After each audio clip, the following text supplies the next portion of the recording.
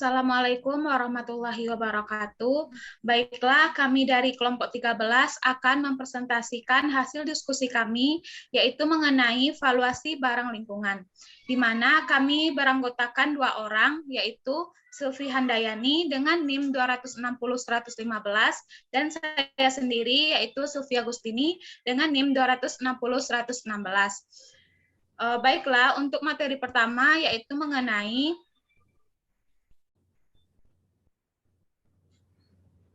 valuasi barang lingkungan, memanfaatkan metode langsung dan tidak langsung yang didasarkan pada asumsi bahwa preferensi harus stabil melalui keseluruhan proses konsumsi.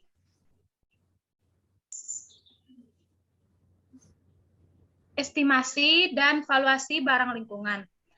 Kategori perubahan lingkungan yang dinilai. Perubahan lingkungan baik yang menguntungkan maupun yang merugikan yang diakibatkan oleh aktivitas manusia bisa memengaruhi berbagai macam penerimaan atau reseptor dan objek.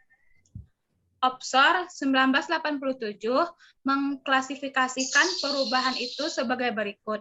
Yang pertama, ada kesehatan manusia. Yang kedua, lingkungan hidup. Yang ketiga, aliran-aliran output yang bisa direproduksi. Yang keempat, stok yang bisa direproduksi. Yang kelima, stok yang tidak bisa direproduksi. Dan yang terakhir yaitu pemandangan alam dan ekosistem.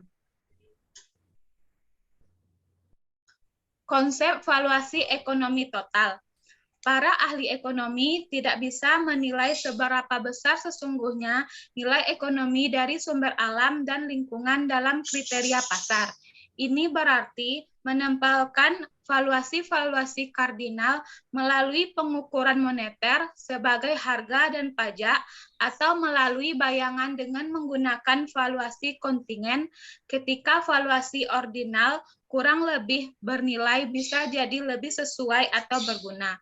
Pada dasarnya, nilai ekonomi suatu ekosistem sering didefinisikan sebagai nilai total dari barang-barang dan jasa lingkungan yang disediakan oleh ekosistem tersebut, dengan mengacu pada keragaman nilai ekonomi sumber daya alam dan lingkungan, seperti yang diilustrasikan pada pernyataan di atas. Secara konseptual, nilai ekonomi total atau TEV dan nilai bukan penggunaan atau non-use values, nilai penggunaan terdiri atas nilai penggunaan langsung, nilai penggunaan tidak langsung, dan nilai pilihan atau nilai penggunaan potensial. Sementara itu, NUV terdiri atas nilai keberadaan dan nilai masa depan. Oleh karena itu, TEV bisa dinyatakan dalam formula TEV sama dengan DUV ditambah IUV ditambah OV ditambah dalam kurung EV ditambah BV tutup kurung. Metode valuasi benefit perbaikan lingkungan. Yang pertama, menentukan manfaat lingkungan yang dinilai. Dalam konteks pendekatan valuasi, ada kritikan di bidang material maupun non-material.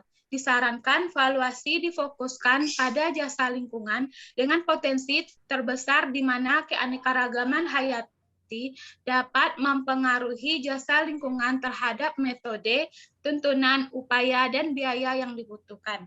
Yang kedua, mengumpulkan praktik-praktik terbaik. Ada banyak hal yang dapat dipelajari dari negara lain mengenai standar perhitungan serta operasionalisasi dan penggunaan valuasi. Dan yang terakhir yaitu memastikan tuntutan data yang realistis dan dapat diandalkan. Ketersediaan dan kualitas data saat ini menjadi tantangan tersendiri bagi valuasi khususnya konteks negara berkembang. Baiklah, untuk penjelasan materi selanjutnya akan dijelaskan oleh rekan saya yaitu Sylvie Handayani. Kepada Sylvie dipersilakan. Oke, selanjutnya metode preferensi yang dinyatakan. Ada 4 metode. Yang pertama, metode valuasi kontingen atau CVM. Adalah metode teknik survei untuk menyatakan penduduk, nilai, atau harga yang memberikan terhadap komoditas yang tidak memiliki pasar, seperti barang lingkungan, jika pasarnya betul-betul tersedia atau tidak ada cara-cara pembayaran lain seperti pajak yang telah ditetapkan. Yang kedua ada analis conjoint. Metode model pilihan yang terkait telah digunakan bertahun dalam riset pemasaran untuk mengevaluasi perilaku dan preferensi konsumen untuk berbagai jenis atribut produk.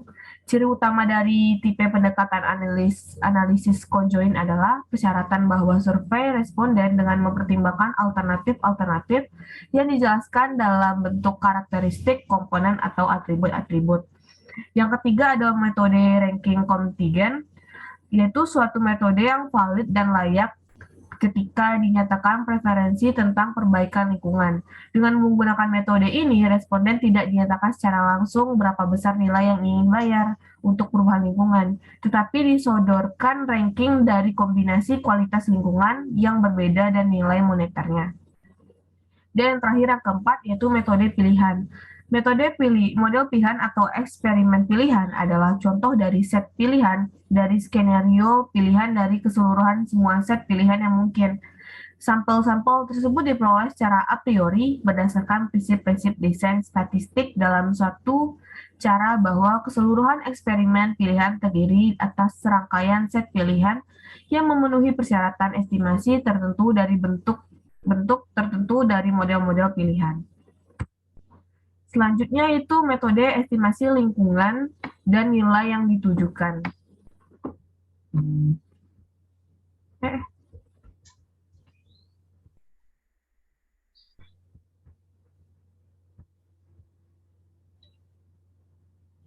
Yang pertama yaitu metode dosis dan respon adalah prosedur tidak langsung valuasi biaya lingkungan dan manfaat.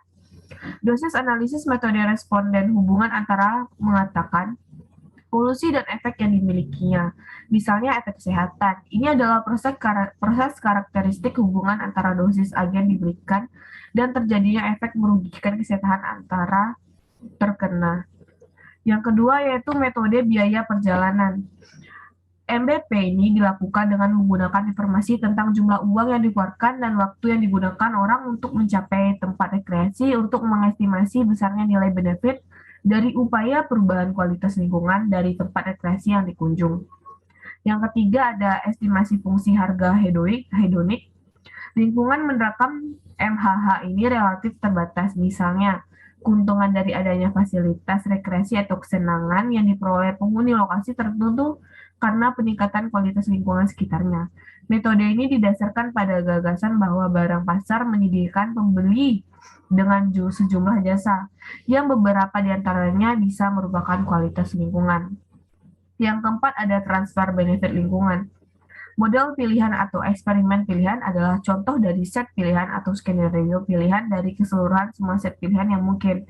Sampel-sampel tersebut diperoleh secara a priori berdasarkan prinsip-prinsip desain statistik dalam suatu cara bahwa keseluruhan eksperimen pilihan terdiri atas rangkaian set pilihan yang memenuhi persyaratan estimasi tertentu dari bentuk-bentuk tertentu dan model-model pilihan. Dan yang kelima yaitu metode perilaku mencegah.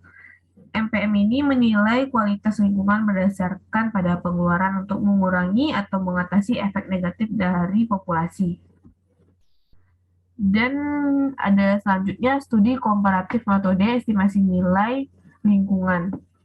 Membandingkan metode tersebut, dua kriteria utama yaitu kemampuan penerapannya secara teknis dan kemampuan praktisnya. Kemampuan secara teknis diukur dengan parameter utama yaitu validitas atau reliabilitas dan kelengkapan cakupannya. Dilihat dari aspek kelengkapan cakupannya, MVC adalah superior dibandingkan dengan metode lain. Dalam hal ini, MVC bisa mengukur baik nilai pengguna dan nilai dari bukan pengguna langsung, sedangkan metode lain hanya mengukur nilai pengguna saja.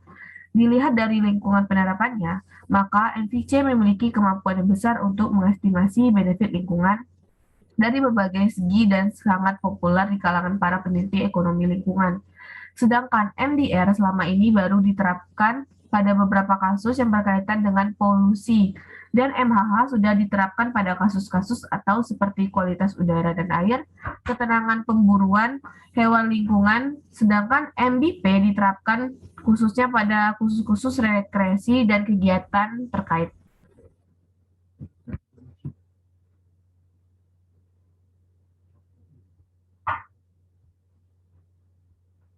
Oke, sekian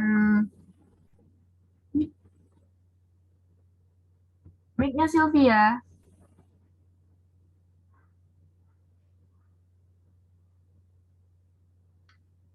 Baik, sekian penjelasan materi dari kelompok kami.